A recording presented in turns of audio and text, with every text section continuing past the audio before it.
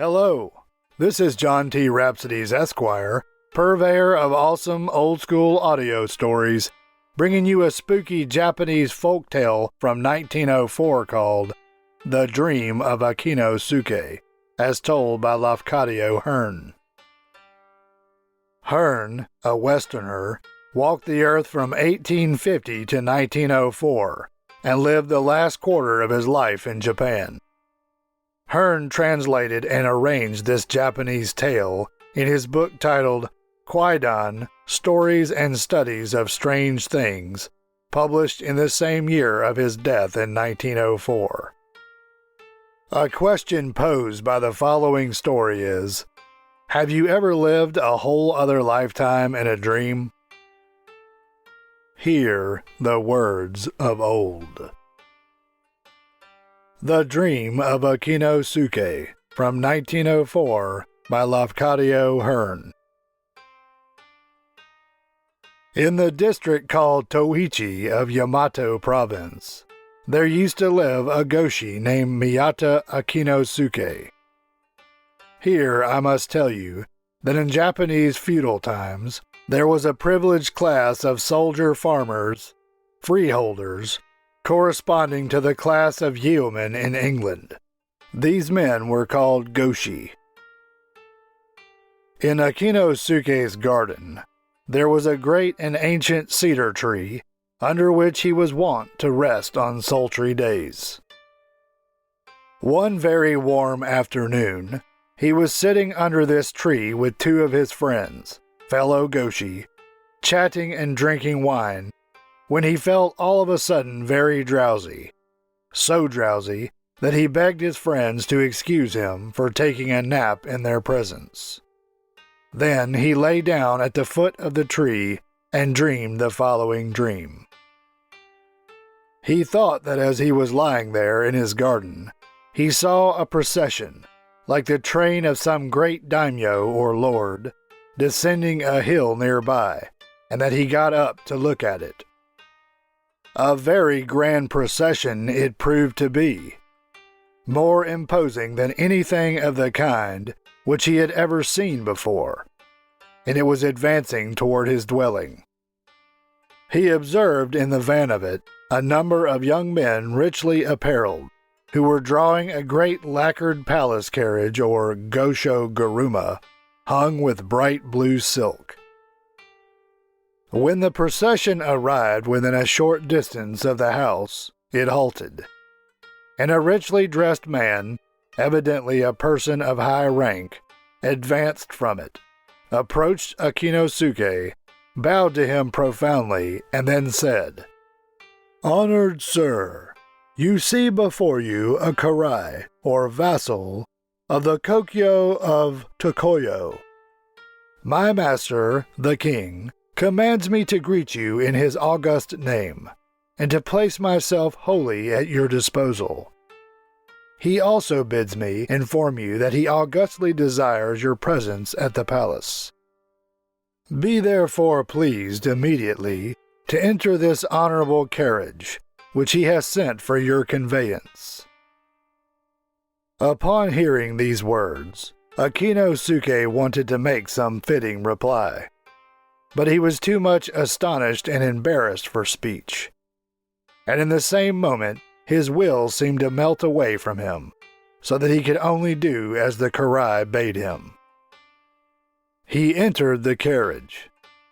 The karai took a place beside him and made a signal. The drawers, seizing the silken ropes, turned the great vehicle southward, and the journey began. In a very short time, to Akinosuke's amazement, the carriage stopped in front of a huge two-storied gateway, or roman, of a Chinese style, which he had never before seen. Here the karai dismounted, saying, "I go to announce the honorable arrival," and he disappeared. After some little waiting, Akinosuke saw two noble-looking men, wearing robes of purple silk and high caps of the form indicating lofty rank, come from the gateway.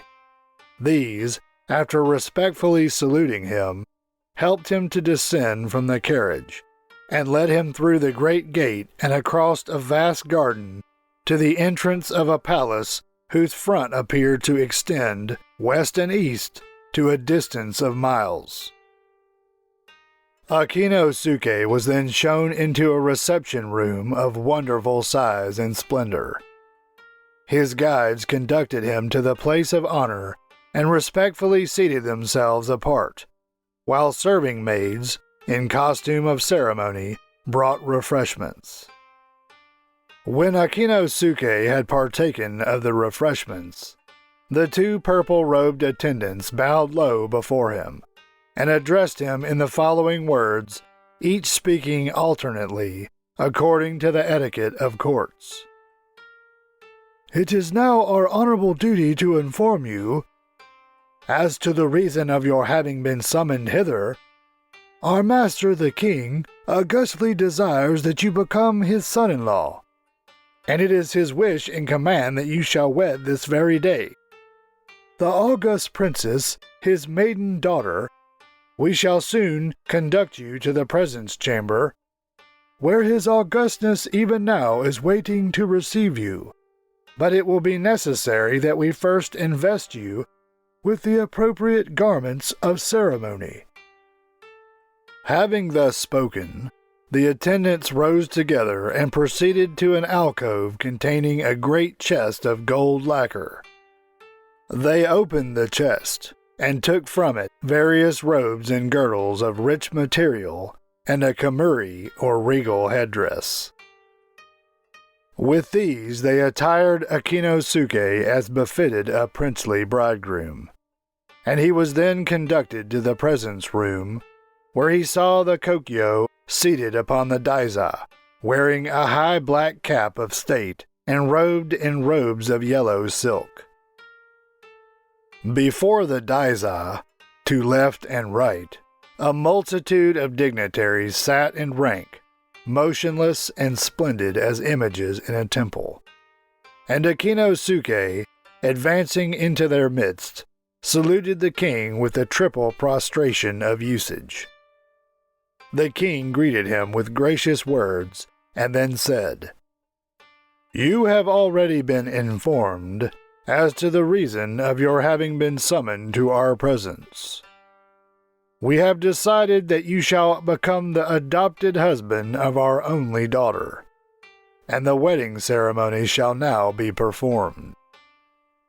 As the king finished speaking, a sound of joyful music was heard, and a long train of beautiful court ladies advanced from behind a curtain to conduct Akinosuke to the room in which his bride awaited him.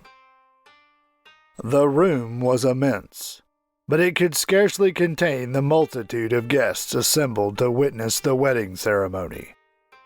All bowed down before Akinosuke as he took his place, facing the king's daughter on the kneeling cushion prepared for him.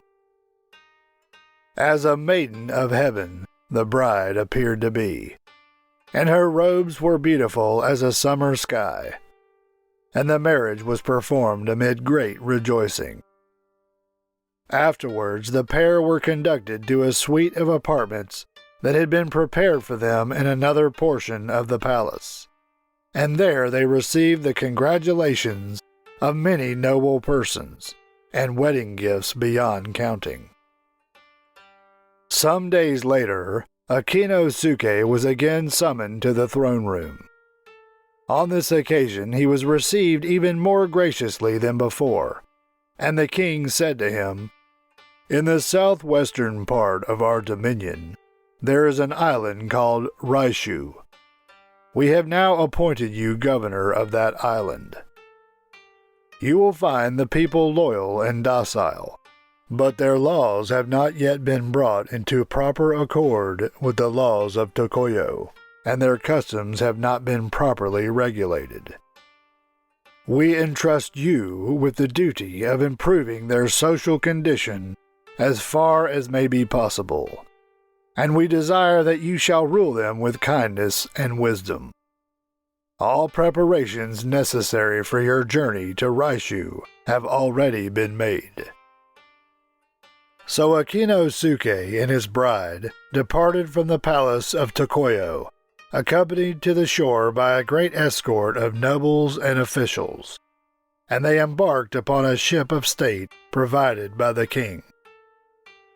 And with favoring winds they safely sailed to Raishu, and found the good people of that island assembled upon the beach to welcome them. Akinosuke entered at once upon his new duties, and they did not prove to be hard. During the first 3 years of his governorship, he was occupied chiefly with the framing and the enactment of laws. But he had wise counselors to help him, and he never found the work unpleasant. When it was all finished, he had no active duties to perform, beyond attending the rites and ceremonies ordained by ancient custom. The country was so healthy and so fertile that sickness and want were unknown, and the people were so good that no laws were ever broken. And Akinosuke dwelt and ruled in Raishu for 20 years more, making in all 23 years of sojourn, during which no shadow of sorrow traversed his life. But in the 24th year of his governorship, a great misfortune came upon him.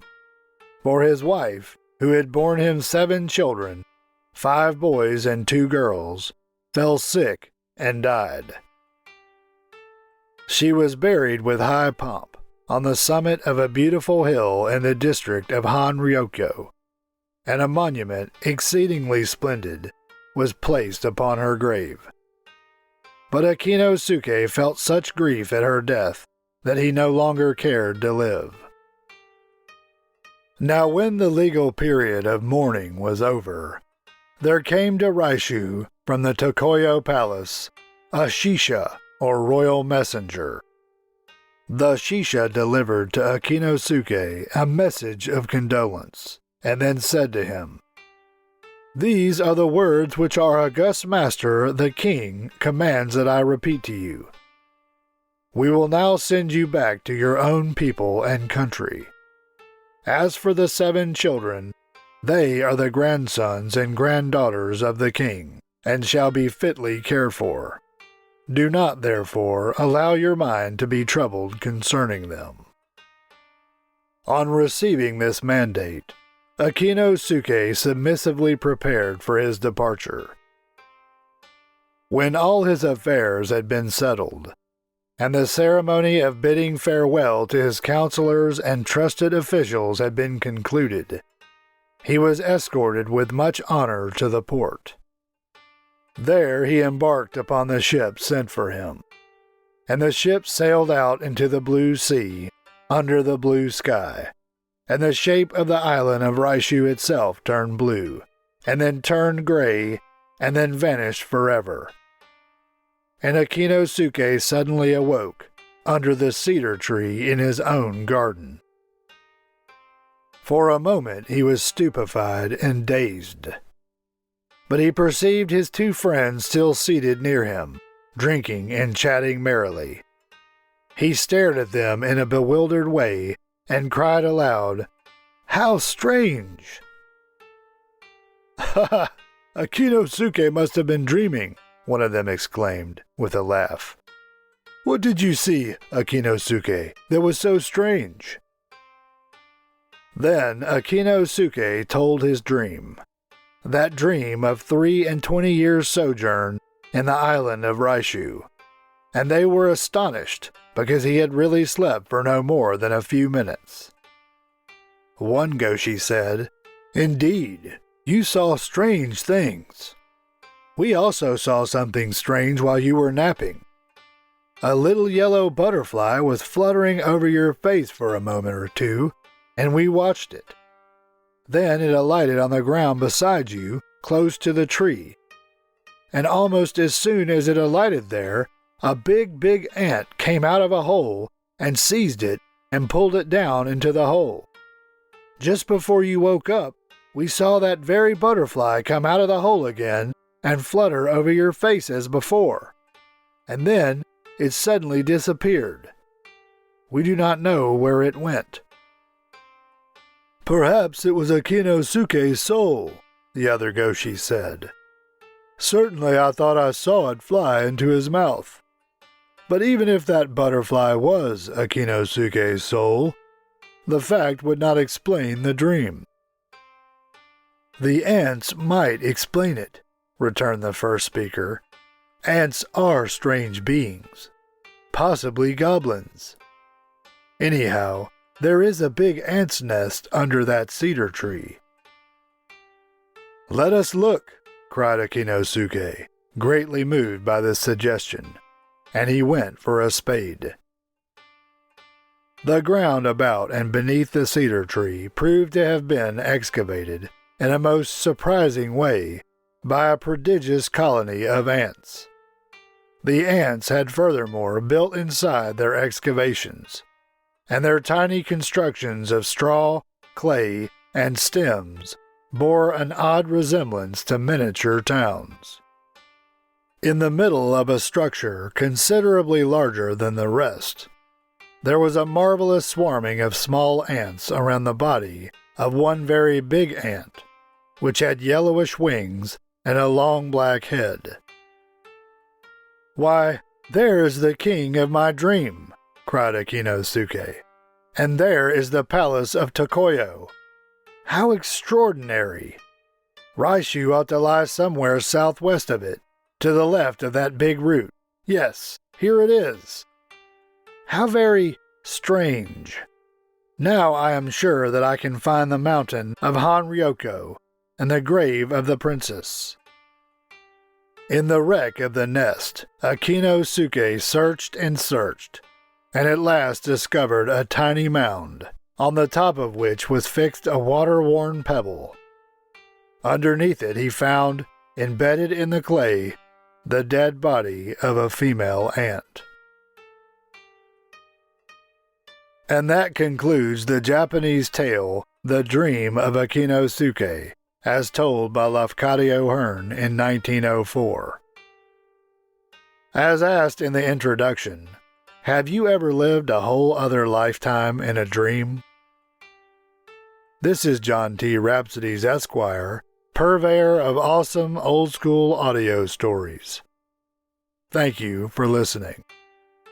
You can find more stories like this in the channel's playlists. Find them by staying tuned for the last 20 seconds of this video and clicking on the end screen icon.